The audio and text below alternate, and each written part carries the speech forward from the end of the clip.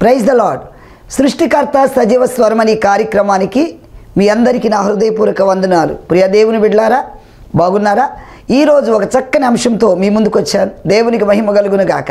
ఈ కార్యక్రమం మీరు ఎంతగానో ఆదరిస్తున్నారు. ప్రియ దేవుని బిడ్డలారా, మీ అందరికీ నా హృదయపూర్వక వందనాలు. మీరు చూపుతున్న ఆదరణ, ప్రేమను బట్టి ఈ కార్యక్రమం ముందుకు వెళ్ళగలుగుతున్నాం. మరి చాలామంది విరాళాలు, కానుకలు పంపిస్తున్నారు. ఈ ప్రోగ్రాలు మాకు చాలా ఆశీర్వాదకరంగా ఉన్నాయి అంటున్నారు. అందును బట్టి మీ అందరికీ కూడా నా హృదయపూర్వక వందనాలు. ప్రియ దేవుని బిడ్డలారా, ఈరోజు కూడా ఒక చక్కని అంశాన్ని మీ ముందుకు తీసుకొచ్చాను. కయ్యూను నడిచిన మార్గం. కయ్యూను మార్గం ఏంటి అన్న అదే వాక్య భాగంలోకి వెళదాం. యూదా పత్రిక 1వ అధ్యాయము 11వ వచనం చదవండి. అయ్యో వారికి శ్రమ, అయ్యో వారికి శ్రమ, వారు కయ్యూను నడిచిన మార్గమును నడిచి, వారు కయ్యూను నడిచిన మార్గమును నడిచి బహుమానం పొందవలనని రాము నడిచిన తప్పుడు త్రోవలో ఆతురముగా పరిగెత్తి. ప్రార్థన. పరిశుద్ధుడానికి స్తోత్రములు. ఈ వాక్యం ద్వారా మాతో మాట్లాడమని యేసు నామమును ప్రార్థిస్తున్నాను తండ్రి.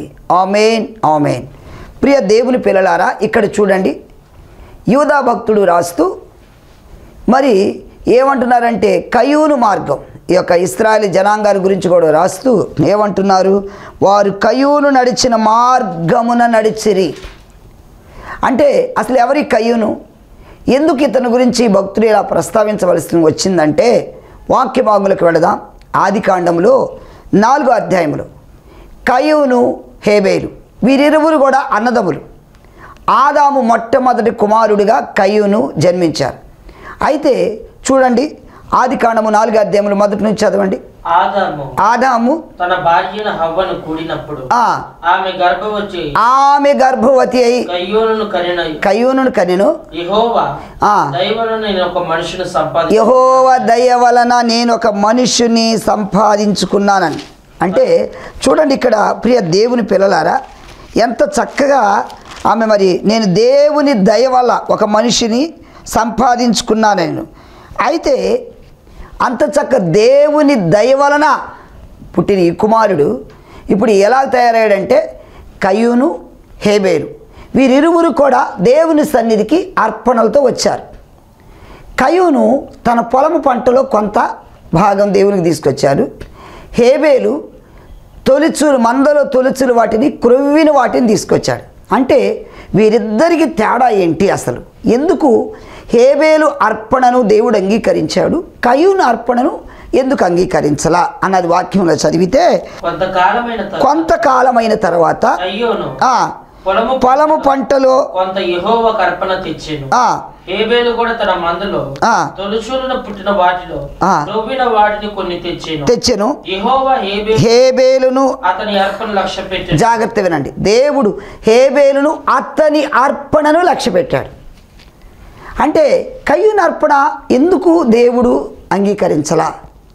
క్రైస్తవ బిడలారా, అంటే కయ్యూను హృదయం సరిగ్గా లేదు, ఆయన తలంపులు సరిగ్గా లేవు, ఆయన క్రియలు సరిగ్గా లేవు, ఆయన పనులు ఏమి కూడా సరిగ్గా లేవు కనుక దేవుడు అతని అర్పణను అంగీకరించాల. దేవుడు అంగీకరించాలంటే ఈరోజు దేవుని సన్నిధికి వస్తున్న నీవు, నీ ప్రార్థన దేవుడు వినాలంటే మరి నువ్వు దేవునికి అనుకూలంగా ఉన్నావా లేదా? దావీదు అంటాడు, నా హృదయములో పాపము లక్ష్యముంచిన ఎడల దేవుడు నా మనవి వినకపోవును అన్నాడు. అంటే నీ హృదయములో పాపం ఉంటే దేవుడు నీ ప్రార్థన ఎలా వింటాడు? నువ్వు పాపం చేస్తూ దేవారా అంటే ఎలా వస్తాడు? నీ హృదయంలో పాపం ఉంది, ఫస్ట్ దాన్ని కడుక్కోవాలి. కాబట్టి క్రైస్తవ సోదరుడా, సోదరి, ఈ హేబేలు దేవునికి ఎలా అర్పణ అర్పించాడు చూద్దాం. దేవుని పరిశుద్ధ గ్రంథంలో హెబ్రీ పత్రిక 11వ అధ్యాయము 4వ వచనం చదవండి. విశ్వాసమును బట్టి హేబేలు కయ్యూను కంటే అదిగో చూడండి, వీళ్ళిద్దరు అన్నదమ్ములు. కయ్యూను పెద్దవాడు, చిన్నవాడు హేబేలు. చిన్నవాడికి ఉన్న జ్ఞానం కూడా ఇతనికి లేదు. ఇతను విశ్వాసముతో దేవునికి అర్పణ అర్పించాడు. ప్రైజ్ ద లార్డ్, హల్లెలూయా. విశ్వాసం అంటే ఏంటి? హెబ్రీ పత్రిక 11వ అధ్యాయంలో 1వ వచనంలో ఏమని రాయబడిందంటే, విశ్వాసమునున్నది నిరీక్షించబడు వాటి యొక్క నిజస్వరూపమును. అది విశ్వాసం అంటే ఏంటి? మన ముందు లేనిది కూడా ఉన్నదని నమ్మటమే విశ్వాసం. క్రైస్తవ బిడలారా, మన జీవితంలో ఒక నమ్మకం ఉండాలి. దేవుని దగ్గరికి వచ్చామంటే, ప్రార్థన చేస్తున్నా అంటే నీలో ఒక విశ్వాసంతో ప్రార్థన చేయి. ఈ కొండెల్లి సముద్రంలో పడునుగా కంటే పడుతుంది. అంటే మన జీవితంలో విశ్వాసం ఉండాలి. షద్రక్, మేషక్, అబేద్నెగోలు వాళ్ళ ముందు అగ్నిగుండం ఉంది, అయినా సరే మా దేవుడు మమ్మల్ని రక్షించుటకు సమర్థుడు. ప్రియ దేవుని బిడ్డలారా, ఆ నమ్మకం. నేను కూడా ఇప్పుడు ఒక నమ్మకంతో ఒక చోట మందిరాన్ని బ్రాంచి తెచ్చుకోనాలి, ఒక స్థలం ఉంది రెడీగా. అయితే నేను ఒక విశ్వాసంతో ఉన్నా. మీరందరూ కూడా వాక్యం వింటున్న వారు ప్రార్థించండి, దేవునికి మహిమ కలుగును గాక. నేనేమనుకున్నానంటే ఎక్కడ అప్పు చేయకూడదు ప్రభువా, నువ్వు ఎలాగైనా స్థలం నాకు ఇస్తావు, అక్కడ మందిరం కట్టాలి, దేవుని సన్నిధి అక్కడ జరగాలి. ప్రభువుకు మహిమ. నువ్వు విశ్వాసంతో ఉంటే దేవుడు ఏదైనా నీ ముందు పెడతాడు. దేవునికి మహిమ. వాళ్ళు ఎదురుగా షద్రక్, మేషక్, అబేద్నెగోల ముందు ఎదురుగా అగ్ని ఉంది, అయినా భయపడిపోలా. ఒకవేళ ఇదిగో ఈ ప్రతిమకు నమస్కారం చేయకపోతే మిమ్మల్ని అగ్నిగుండంలో పడేస్తామంటే వారు ఏం భయపడలా, ఏమి ఏడవల, అమ్మో మమ్మల్ని అగ్నిలో వేసేస్తారంటలా. మేము సేవించుచున్న దేవుడు మండుచున్న వేడిమిగల అగ్నిగుండము నుండి తప్పించి రక్షించుటకు సమర్థుడు అంటున్నారు. దానియేలు గ్రంథం 3:17 తర్వాత చదువుకోండి. ప్రియ దేవుని పిల్లలారా, అంటే వారి విశ్వాసం ఏంటి? ఈ అగ్నిగుండంలో నుండి కూడా మా దేవుడు మమ్మల్ని రక్షించి తప్పిస్తాడు. అంటే వాక్యం వింటున్న ప్రియ తమ్ముడా, ప్రియ చెల్లి, ఈరోజు నీ జీవితంలో విశ్వాసం ఉందా? నువ్వు దేవుని దగ్గరికి వచ్చావు, మరి ఆయన రక్షిస్తాడని, ఆయన కాపాడుతాడు, నువ్వు నమ్మాలి. దేవునికే మహిమ. ఎందుకంటే నమ్ముట నీ వలన అయితే నమ్మువానికి సమస్తం కూడా సాధ్యం. దేవునికి అసాధ్యమైంది ఏది లేదు. ప్రభుకే మహిమ. ఎందుకు మత్తయి సువార్తలో 21వ అధ్యాయంలో 21వ వచనంలో కూడా ఏమనుంది? ప్రభునామానికే మహిమ కలుగును గాక. ఈరోజు నువ్వు ప్రార్థన చేసేటప్పుడు అది ఏదైనా సరే పొందుకున్నాము అని నమ్మాలి, అదే విశ్వాసం. ప్రభునామానికే మహిమ కలుగును గాక. చూడండి ఏమనుంది మత్తయి సువార్త.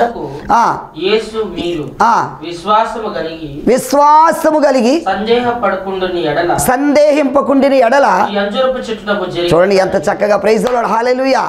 మీరు విశ్వాసముతో సందేహింపకుంటే దేవునికే మహిమ. ఇంకా కింద చూస్తే ఈ కొండెల్లి సముద్రంలో పడునుగా కంటే కూడా పడుతుంది. అంటే నీ విశ్వాసం ఈరోజు దేవుడు నీ కోసం మాట్లాడుతున్నాడు. నీ విశ్వాసం ఎలాగుంది? ప్రభునామానికి మహిమ కలుగును గాక. ప్రియ సోదరుడా, నువ్వు ప్రార్థన చేస్తున్నావు, నీకు ఒక నమ్మకం ఉండాలి. దేవుని యందు విశ్వాసం ఉంచితే ఈ కార్యాలు చూస్తావు. ప్రభునామానికి మహిమ.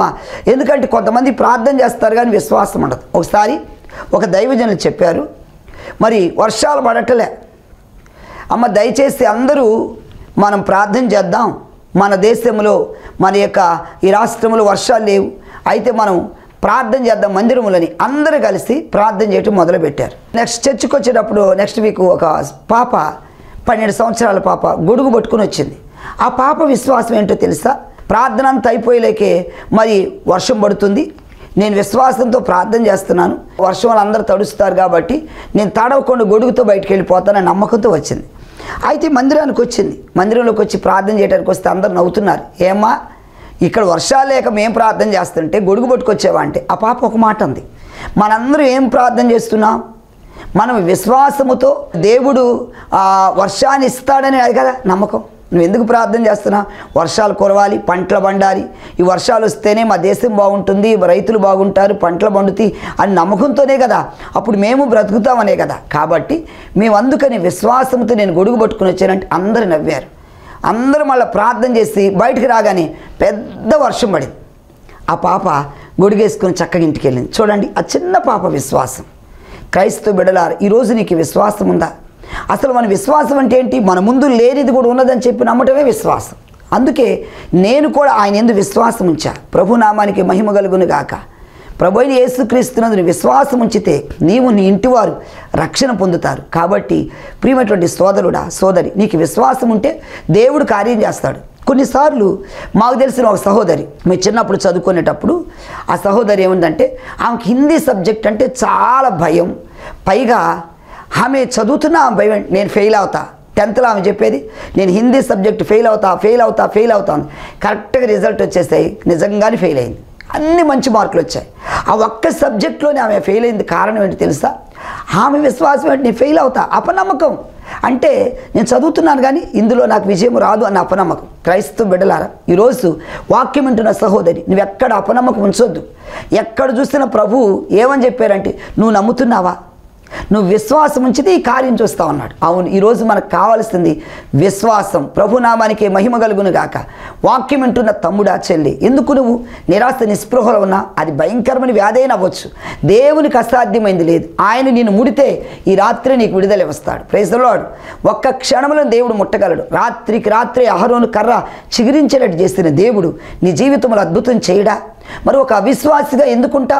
విశ్వాసంతో ఉండు, దేవుడు అద్భుతం చేస్తాడు. దేవుడు చేయలేదంటూ కూడా ఏదీ లేదు. ప్రభునామానికి మహిమ కలుగును గాక. ఆయనకు సమస్తము సాధ్యమే. హేబేలు ఇక్కడ చూసినట్లయితే ఆయన విశ్వాసముతో దేవునికి అర్పణ ఇచ్చాడు. ప్రభునామానికి మహిమ కలుగును గాక. అంటే ఇతనికి, ఈ కయ్యూనికి విశ్వాసం లేదు.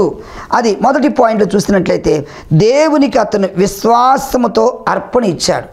క్రొవ్విన వాటిని, శ్రేష్టమైన వాటిని హేబేలు ఇచ్చాడు. ఆ తర్వాత ఏం జరిగింది చూడండి. 5వ వచనంలో కయ్యూనును అతని అర్పణను ఆయన లక్ష్య పెట్టలేదు. అదిగో ఈ 2వ పాయింట్ చూసినట్లయితే కయ్యూను నడిచిన మార్గం ఎందుకు నడవద్దన్నారంటే ఆయన మిక్కిలి కోపగ్రస్తుడట. దేవుని వాక్యములో కోపము మానము, ఆగ్రహమును విడిచిపెట్టమను. అయితే ఈరోజు మనిషి జీవితంలో ఈ కోపాలు ఎక్కువైపోతున్నాయి. చాలామంది దేవుని సన్నిధికి వస్తున్నారు కానీ ఇంకా ఈ జీవితాలు మారట్లా. ప్రియ సహోదరుడా, సహోదరి, ఈ కోపాన్ని మానితేనే దేవుడు నీకు ఆశీర్వాదం ఇస్తాడు. కీర్తనకాడు ఏమంటున్నాడు? 37వ కీర్తన 8వ వచనం కూడా చదవండి. కోపము మానము, ఆగ్రహము విడిచిపెట్టు. చూడండి, కోపము మానము, ఆగ్రహముని విడిచిపెట్టు. ఎందుకని? ఈ కోపం వల్ల మన జీవితాల్లో ఎన్నో అనర్థాలు ఉన్నాయి. యాకోబు భక్తుడు రాస్తున్నాడు. యాకోబు రాసిన పత్రిక 1వ అధ్యాయంలో 20వ వచనం. ఈరోజు కోపం వల్ల కొంతమంది జీవితాలు ఎన్నో రకాలుగా పతనమైపోతున్నాయి. కోపం వల్ల కుటుంబాలు విడిపోతున్నాయి. కోపం వల్ల ఈ భార్యాభర్తలు విడాకుల వరకు వెళ్ళిపోతున్నారు. కోపం వల్ల ఎన్నో రకాల జీవితాలు పతనం చేసుకుంటున్నారు. చదవండి. ఎందుకనగా నరుని కోపము దేవుని నీతిని నెరవేర్చదు. అది నరుని కోపము దేవుని నీతిని నెరవేర్చదు. ప్రియ సోదరుడా, ఈరోజు ఎంతోమందిని చూస్తున్నా, కోపం, కొంతమంది కోపం వస్తే చేతులు ఏ వస్తుంటే అది ఇసిరేస్తారు. అది ఎక్కడ తగిలిందా చూడటం. ఆ మధ్య ఒక సహోదరుడు కోపం వచ్చి తన భార్యని ఇలా కొడుతుంటే చేతికున్న ఉంగరం ఆ ముక్కు పొడుగు తగిలి ఆ ముక్కు ఇలా చీరిపోయింది. కోపంలో చూడండి ఎన్ని రకాల అనర్థాలు వస్తున్నాయో. ఇంకా చేతులు ఏదుంటే అది ఇసిరేస్తారు. దీనివల్ల గాయపరచబడిన వారు ఉన్నారు. కోపం వల్ల కొంతమందికి ఆవేశంలో గోడకు తల తగిలి ఆ రక్త స్రావం అయిపోయిన వాళ్ళు ఉన్నారు. ఈరోజు కోపాలని, ఆవేశాలని దేవుని నీతి నెరవేర్చదు. ప్రియ సోదరుడా, ఎందుకంటే ఈ జీవించి కొద్ది కాలంలోని మనిషి జీవితాలు మరి ఎందుకు ఓవర్గా? అయితే దేవుని వాక్యం ఏమని సెలవిస్తుందంటే ఎఫెసీ పత్రిక 4వ అధ్యాయంలో 22వ వచనం కూడా చదవండి. ప్రభునామానికి మహిమ కలుగును గాక. హల్లెలూయా. ఈ కోపం వల్ల ఎలా ఉంది మానవుని జీవితం? కావున మునుపటి ప్రవర్తన విషయంలోనైతే మోసకరమైన దురాశల వలన చెడిపోవు మీ ప్రాచీన స్వభావం వదులుకొని మీ చిత్తవృత్తి యందు నూతన పరచబడిన వారైతే నీతి యథార్థమైన భక్తి గల వారై దేవుని పోలికగా సృష్టింపబడిన నవీన స్వభావమును ధరించుకొనవలెను. మనము ఒకరి కొరకు ఒకరు అవయములమై ఉన్నాము. మీరు అబద్ధమాడుట మాని 26వ వచనం చదవండి. కోపపడుడి గాని పాపము చేయకుడి. సూర్యుడు అస్తమించే వరకు మీ కోపము నిలిచి ఉండకూడదు. హల్లెలూయా. 26వ వచనం ఏముంది? కోపపడుడి గాని పాపము చేయకుడి. అంటే కోపం ఉండొచ్చు. మరి ఇక్కడ ఈయన కయ్యూను కోపం ఎలాంటిదట? మిక్కిలి ఎక్కువ.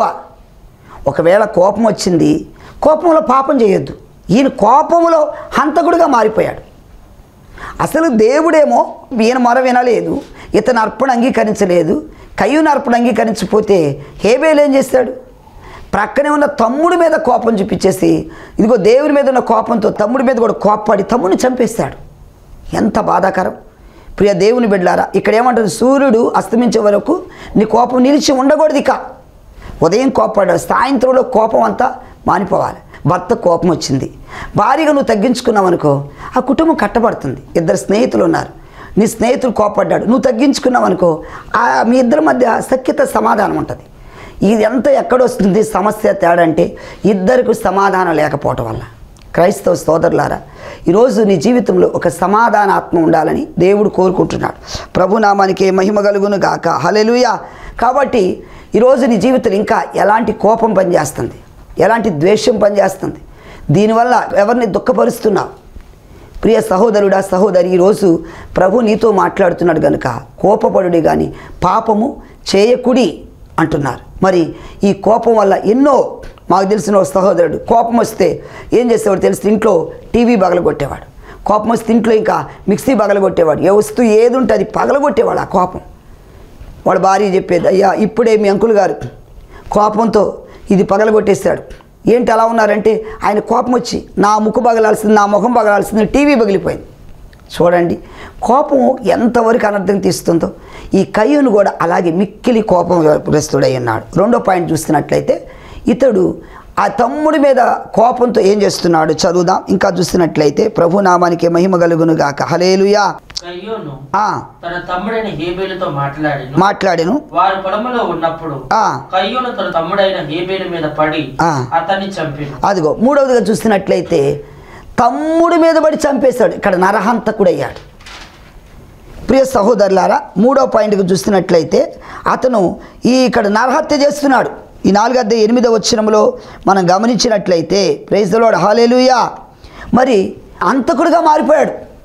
అతనేం చేశాడు? అసలు హేబేలుని దేవుడు మెచ్చుకున్నాడని ఇతనికి కోపం వచ్చేసి చివరికి కోపం వల్ల హత్య చేసేసాడు. చివరికి అసలు కనబడకుండా మాయం చేసేసాడు. ఇక దేవుడు అడుగుతున్నాడు, కయ్యూను నీ తమ్ముడైన హేబేలు ఎక్కడా? ప్రైజ్ ది లార్డ్, హల్లెలూయా. ఎక్కడంటే ఏం చెప్తాడు? ఇక చంపేసేసాడు, మాయం చేశాడు. చూడండి ఆయన ఏమంటున్నాడు. దేవుడు మాట్లాడుతూ 8వ వచనంలో కయ్యూను తమ్ముడైన హేబేలుతో మాట్లాడెను. వాడు పొలంలో ఉన్నప్పుడు కయ్యూను తన తమ్ముడైన హేబేలు మీద పడి అతన్ని చంపాను. ఇప్పుడు 9వ వచనంలో ఏమంటున్నాడు చదవండి. నీ తమ్ముడైన హేబేలు ఎక్కడున్నాడని అడగగా అతడు నేను ఎరుగను, నా తమ్మునికి నేను కావలి. అది పైగా హల్లెలూయా. ఈ 4వ పాయింట్కి చూస్తున్నట్టు ఇక్కడ ఏం చేస్తున్నాడంటే అబద్ధమాడుతున్నాడు. అసలు దేవుడు అడుగుతుంటేనే దేవునితోనే అబద్ధం ఆడుతున్నాడు. ప్రియ సోదరుడా, అబద్ధం ఆడటం వలన భయంకరమైన శోధనకు గురై ఉన్నారు తెలుసా? బైబిల్ గ్రంథంలో మనం ఒక్కొక్కరు చూసుకుంటా పోతే అబద్ధం ఆడి వాడు ఎన్నో శాపాలు తెచ్చుకున్నారు. అపోస్తలుల 5వ అధ్యాయంలో అననీయ సప్పీరాలు వాళ్ళు పొలము అమ్మేశారు. కొంత తీసుకొచ్చి దేవుని సన్నిధి తీసుకొచ్చారు, కొంత దాచి పెట్టుకున్నాడు. పేతురు అడుగుతున్నాడు, అననీయ మీ పొలం ఇంతకే అమ్మేవా? అంతకేనయ్యా. అసలు ఎందుకండి అతని సొమ్ము, అతని పొలం అతను అమ్మాడు. లేదయ్యా నేను ఇంతకు అమ్మేను, ఇంత తీసుకొచ్చాను అని చెప్పితే సరిపోతుంది. కానీ అంతే అబద్ధం. కొంతమంది చిన్నదాన్ని కూడా చీటి మాటికి అబద్ధాలు. మందిరానికి రాలేదు, దైవజనులు అడిగారు, ఏమ్మా రాలేదు మందిరానికంటే, ఆ రోజు ఏదో ఇంట్లో కూర్చున్నారు, టీవీ దగ్గర కూర్చుని టైం అంతా వేస్ట్ చేశారు, లేకపోతే పడుకున్నారు, ఏదో ఒక విధంగా ఎక్కడ మళ్ళీ చెప్పాలని ఏదో ఒకటి చెప్తారు. లేనయ్యా ఇంట్లో ఊరే లేనను. అబద్ధం, చీటికి మాటికి, చిన్నదానికి పెద్దదానికి అబద్ధం ఆడటం వల్ల అననీయ సప్పీరాలు వాళ్ళు మరణమయ్యారు. కాబట్టి వాక్యం వింటున్న ప్రియ దేవుని బిడ్డ ఆ అబద్ధం ఆడి నాలుగు చీరేస్తానంటున్నాడు. కాబట్టి క్రైస్తవ సోదరులారా, ఈరోజు మన జీవితాల్లో ఇంకా అబద్ధాలు ఉన్నాయేమో, మోసపూరితమైన మాటలు ఉన్నాయేమో, జాగ్రత్త. నువ్వు దేవుని సన్నిధికి వస్తున్నావు, నిన్ను నువ్వు సరి చేసుకో. దేవునికి మహిమ కలుగును గాక. ఇక్కడ పైగా అంటున్నాడు, దేవునితోనే అబద్ధం ఆడుతున్నాడు. నా తమ్మునికి నేనేమైనా కావలివాడినా? ఇంత చక్కగా మాట్లాడుతున్నాడు. నా తమ్ముడికి నేనేమైనా కావలివాడినా? నాకేం తెలుసు? అబద్ధం. వాక్యం వింటున్న ప్రియ సహోదరుడా, సహోదరి, ఈరోజు దేవుడు నీతో మాట్లాడుతున్నాడు. ఎన్నిసార్లు నీ భార్యను మోసం చేస్తున్నావు? ఎవరికి తెలియదురా నీ భర్తను మోసం చేస్తున్నావా? నీ భార్యను మోసం చేస్తున్నావా? పిల్లలారా, తల్లిదండ్రులు మోసం చేస్తున్నారు. ఈరోజు తల్లిదండ్రులు నీ మీద ఎన్నో హోప్స్ పెట్టుకొని నిన్ను చదివిస్తూ ఫీజులు కట్టి పొలం పనులు చేసుకుని కష్టపడి వాడు ఏదో ఒక పని చేసుకొని నిన్ను చదివిస్తున్నారు. ఆటో నడిపో, కూలి పని చేసుకునో, ఏదో పని చేసుకుని నిన్ను చదివిస్తుంటే నీవేమో ఇష్టానుసారంగా జీవిస్తున్నావు. సెల్ ఫోన్లు వచ్చాయి, సెల్ ఫోన్లో నీకు మొత్తం ఈరోజు ఆ సెల్ ఫోన్తో జీవితం లైఫ్ అంతా గడిపేస్తున్నారు.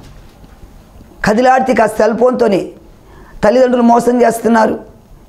ఎందుకంటే ఫ్రెండ్స్తో ఎంజాయ్ చేస్తున్నారు. తల్లిదండ్రులు ఇచ్చిన ఈ ధనము దుర్వినియోగం చేస్తూ త్రాగుడికి, స్మోక్ చేయడానికి వీటికి ఉపయోగిస్తూ వ్యర్థంగా ఖర్చు పెడుతున్నారు. ప్రియ క్రైస్తవ బిడ్డలారా, ఈరోజు నువ్వు ఎటు వెళ్తుంది? నీ జీవితం ఎలా నడుస్తున్నావు? నీ మార్గం అక్రమమైన సంబంధాలతో, ప్రేమ పెళ్ళిళ్ళతో దేవుని మోసం చేస్తున్నావు, తల్లిదండ్రులు మోసం చేస్తున్నావు. గుర్తుపెట్టుకో. కని పెంచి పెద్ద చేసి వాడు నీ మీద ఎన్నో హోప్స్ పెట్టుకుంటే నీ ఇష్టం. వివాహ విషయంలో నా ఇష్టం అంటున్నావు. ఇంకేదో నా లైఫ్ నా ఇష్టం అంటే కనీసం నీ బాగోగులు చూస్తే తల్లిదండ్రులు ఇష్టం కూడా లేదు. కొంతమంది ఉన్నారు భక్తి కలిగిన వాళ్ళు ఏమంటారంటే మా పేరెంట్స్ ఎవరిని చూస్తే వాళ్ళని చేసుకుంటా, కానీ నా తల్లిదండ్రులకి ఎక్కడ నేను చెడ్డ పేరు తేనని ఉండేవాడు కూడా ఉన్నారు. అక్కరంగా నడిచేవాళ్ళు ఉన్నారు, కయ్యూను మార్గాన్ని ఎంచుకునేవాడు. ఎందుకంటే ఈ మాట వాడారు ఇక్కడ యోధా భక్తులు అంటానికి కారణం ఏంటంటే ఇప్పటికీ అలాంటి కయ్యూను మార్గం నడుస్తున్న వారు ఉన్నారు. ఒకవేళ నీవు కూడా ఇలాంటి మార్గం నడుస్తుంటే నిన్ను నీవు సరి చేసుకో సోదరుడా. దేవుడు నీతోనే మాట్లాడుతున్నాడు, దేవుడు నీకు హెచ్చరిక చేస్తున్నాడు. ఇంకా చూసినట్లయితే ఈ కయ్యూను మరి శపించబడ్డాడు. చూడండి దేవుని వాక్యములో 11వ వచనం చదవండి. కావున నీ తమ్ముని రక్తమును నీ చేతుల నుండి పుచ్చుకున్నటకు నోరు తెరిచి నీ నేల నుండి ఉండకుండా నీవు శపింపు. అదిగో దేవుడు మాట్లాడుతున్నాడు, నువ్వు అబద్ధం ఆడుతున్నావు. నీ తమ్ముని రక్తము నేల నుండి నాకు మొరపెట్టుచున్నది కాబట్టి నువ్వు ఇలాంటి తప్పు చేసావు, ఇలా పైగా అబద్ధం ఆడుతున్నావు. ఒకవేళ పశ్చాత్తాపడితే దేవుడు క్షమించే దేవుడు అండి. ఆయన ప్రేమామయుడు. నేను ఘోర పాపినయ్యా అంటే దేవుని దగ్గర పశ్చాత్తాపం అంటే ఆయన క్షమించే దేవుడు. అలాంటి దేవునితో కూడా అబద్ధం ఆడుతుంటే ఇప్పుడు చివరికి శాపానికి గురయ్యాడు. శాపానికి గురైనప్పుడు ఏమంటున్నాడు? ప్రభు నామానికి మహిమ కలుగును గాక, శపించబడిన వాడిగా మారాడు. ఈరోజు క్రైస్తవ సోదరులారా, నీ జీవితంలో శాపగ్రస్తమైన జీవితం జీవిస్తున్నావా? శపించబడిన వాడు ఉన్నావా? నీ శాపాన్ని కొట్టివేయాలి. శాపం నుంచి నువ్వు విడుదల పొందాలంటే నువ్వు దేవుని సన్నిధిలో నిన్ను నువ్వు సరి చేసుకోవాలి, దేవుని సన్నిధిని నువ్వు తగ్గించుకోవాలి. ప్రభునామానికే మహిమ కలుగును గాక. హల్లెలూయా. చివరికి ఇంకా ఏం చేస్తున్నాడు? నెక్స్ట్ పాయింట్లోకి వచ్చినట్లయితే 16వ వచనంలో చూద్దాం. ప్రభునామానికే మహిమ కలుగును గాక. అప్పుడు కయ్యూను యెహోవా సన్నిధిలో బయలుదేరి ఏదోనుకు తూర్పు దిక్కునున్న నోదు దేశములో కాపురం. యెహోవా సన్నిధిలో వెళ్ళిపోయాడు. ఇక దేవుని సన్నిధి నుండి వెళ్ళిపోయాడు, దేశ దిమ్మరైపోయాడు, శాపగ్రస్తుడిగా మారిపోయాడు. దానివలన తన జీవితంలో క్రైస్తవ సోదరులారా చూడండి ఏమైపోయిందో. దేశ దిమ్మరిగా మారిపోయి అక్కడి నుండి పారిపోతున్నాడు. ఈరోజు నువ్వు దేవుని మందిరానికి రాకుండా, దేవుని సరి నిలబడకుండా, దేవుని స్తుతించకుండా, మందిరంలో నువ్వు గడపకుండా నీ ఇష్టానుసారంగా జీవిస్తున్నావేమో. దేవుడు చూస్తున్నాడు నువ్వు ఎక్కడెక్కడ తిరుగుతున్నావు. ఆదివారం వచ్చింది, దేవునికి సమయం ఇస్తున్నావా? 6 దినాలు కష్టపడి 7వ రోజు దేవునికి ఇమ్మంటే ఆ రోజు కూడా లేకుండా పారిపోతున్నావు. ఇప్పుడు యవనస్తులు ఎలా తయారో తెలుసా? సండే వచ్చిందంటే క్రికెట్కి పరిగెత్తేవాడు కొంతమంది సండే వచ్చింది ఇంట్లోనే కూర్చొని టీవీల దగ్గర కూర్చొని టీవీలు వీక్షిస్తూ ఉండేవాడు కొంతమంది అంటారు మాకు వచ్చేది ఆ సెలవు ఆదివారమే కదయ్యా, ఈ ఒక్కరోజు కూడా కుటుంబంతో గడపాలి కదా అనేవాడు కొంతమంది. అంటే నీకు జీవితం ఇచ్చింది దేవుడు, ఉద్యోగం ఇచ్చింది దేవుడు, ఆరోగ్యం ఇచ్చింది దేవుడు, నిన్ను కాపాడుతుంది దేవుడు. మరి దేవుని ప్రక్కన పెట్టేసి నువ్వు దేవుడికి సమయం ఇవ్వకుండా నువ్వు ఉండే 2 గంటలు 3 గంటల మందిరంలో దానికి కూడా సాకులు చెప్తున్నావా? ప్రియ క్రైస్తవ బిడ్డలారా, ఈరోజు వాటి నుండి నువ్వు విడుదల పొందాలి. ఇంకా చూసినట్లయితే చివరిగా చూసినట్లయితే 1 యోహాను పత్రిక 3:12 కూడా చదవండి. మనము కయ్యూను వంటి వారమై ఉండరాదు. వాడు దుష్టుని సంబంధి సహోదరుని చంపెను. వాడు అతన్ని ఎందుకు చంపెను? తన క్రియలు చెడ్డవైనందున. చివరిగా ఈ పాయింట్ చూసినట్లయితే తన క్రియలు చెడ్డవైని. ఈరోజు నీ క్రియలు చెడ్డగా ఉన్నాయా? చెడ్డవాడిగా జీవిస్తున్నావా? జాగ్రత్త సుమా. దేవుని వాక్యంలో ఉంది, ప్రకటన గ్రంథం 22:12 వచ్చింది చదవండి. వాని క్రియలు చొప్పున ప్రతి వానికి తీర్పు ఉందని గుర్తుపెట్టుకో. వాని క్రియలు చొప్పున దేవునికి మహిమ. కాబట్టి ఈరోజు నువ్వు ఎలా జీవిస్తున్నావు? మంచి క్రియలు ఉంటే మంచిగా ఉంటే ఆ పరలోకంలో ఉంటాయి, చెడ్డగా ఉంటే నరకానికి వెళ్ళాలి. ప్రియ క్రైస్తవ బిడ్డలారా, దేవుని వాక్యం ఉన్న ప్రియ తమ్ముడా చెల్లి, ఈరోజు దేవుడు నీతో సూటిగా మాట్లాడాడు, స్పష్టంగా మాట్లాడారు. కయ్యూను నడిచిన మార్గమున మనం నడవకూడదని. దేవునికి మహిమ కలుగును గాక. మరి ఏ మార్గం ఎంచుకుంటున్నావు? యేసు అంటున్నాడు, నేనే మార్గము, నేనే సత్యము, నేనే జీవం. అనగా ప్రభు చూపిన మార్గం ఏంటంటే ఆయన చూపిన మార్గం ప్రేమ, ఆయన చూపిన మార్గం దయ, ఆయన చూపిన మార్గం కరుణ, జాలి, ఇవి చూపించాడు.